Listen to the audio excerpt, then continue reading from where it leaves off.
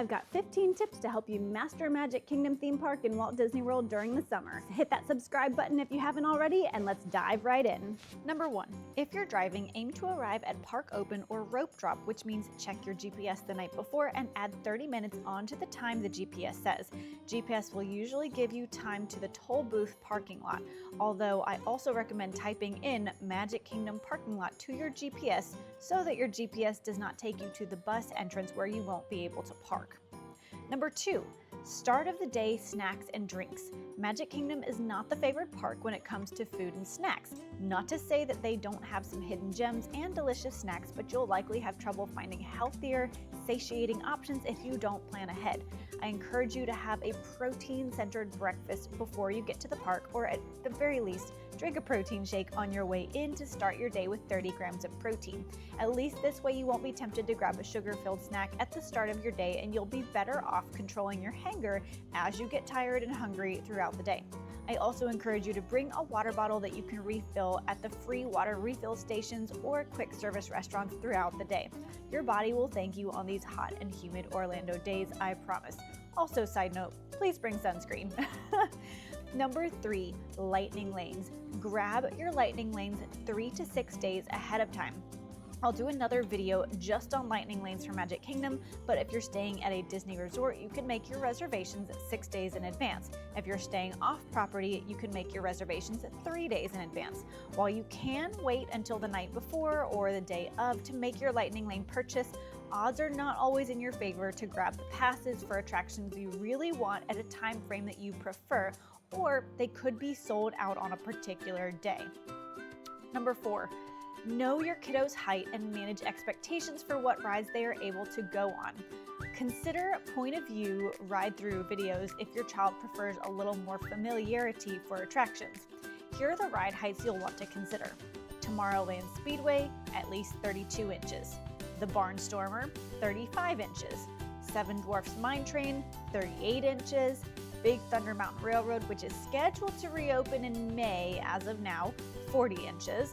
Tiana's Bayou Adventure, 40 inches, Space Mountain, 44 inches, and Tron Light Cycle Run, 48 inches.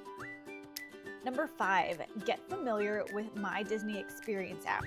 It's very challenging to do a day at Magic Kingdom without at least one person in your party being on their phone and managing lightning lanes, making dining reservations, or ordering at quick service restaurants, navigating the park, or watching wait times. Unless your family is super go with the flow and you plan to do whatever rides or attractions are available with low wait times or eat in any of the restaurants that happen to have seating, you're going to want to start playing around with that app ahead of time. Number 6, plan a sit-down meal for the hottest hours of the day during the early afternoon at non-peak eating hours. Magic Kingdom does have shade, but not as much as you'll want in the middle of the summer. So if you can plan a sit-down dining reservation at the heat of the day, when you know your kiddo will need a nap in the air conditioning or the adults could really use a refuel in the AC, you will truly appreciate it later on when you aren't having a meltdown in a long ride line. Number 7, go mid-week unless it's a holiday. If you can make a reservation for Magic Kingdom on a Tuesday, Wednesday, or Thursday, your crowd levels will be a little less compared to the weekends. Lots of people who are local that work during the week will visit the park on the weekends, but also many families will visit from out of town on long weekends. Trust me, I'm a local, and unless there is a very specific reason I need to be at Magic Kingdom on a weekend, I'm going Tuesday through Thursday. Number 8, know what time the park opens. It's not always 9 a.m. And if you want to arrive at this park at rope drop, then you'll be grateful that you planned ahead for an 8 a.m. or 8:30 a.m. park open. You can check on this in the My Disney Experience app on the home screen or online at disneyworld.disney.go.com/calendars. Number 9, know what rides are closed ahead of time. Some rides are closed for refurbishments and they're extended, and some rides are closed due to daily mechanical issues or other reasons on the day of. So check the My Disney Experience app online. Number 10, bring midday protein and fiber-filled snacks. There is nothing worse than a kiddo throwing a tantrum because they are hungry and you're about to get in an hour-plus line and the only thing you can see is a snack cart with Mickey bars. Number 11, know the top 3 priorities of everyone in your group. You can't do it all, so planning out the expectations ahead of time for what you'll do on each person's list will truly help ease any upset. 12, over budget on this park for your fun spending money.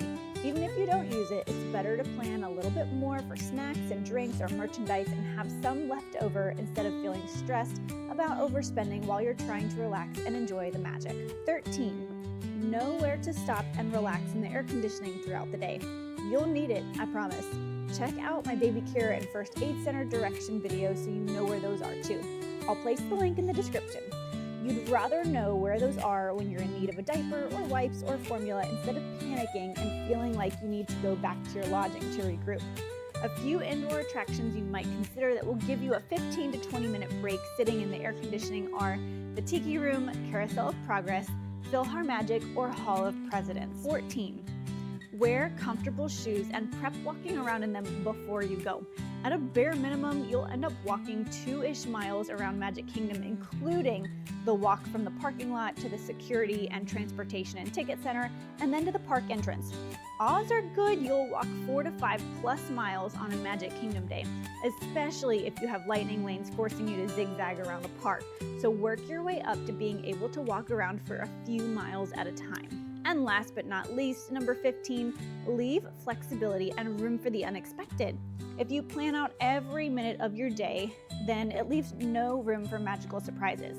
You may find a pop-up character meet and greet or ride that went down and quickly reopened with no line, or a restaurant reservation became available for a dining experience you had your eye on, and you'll want that little bit of flexibility to do those extra little surprises.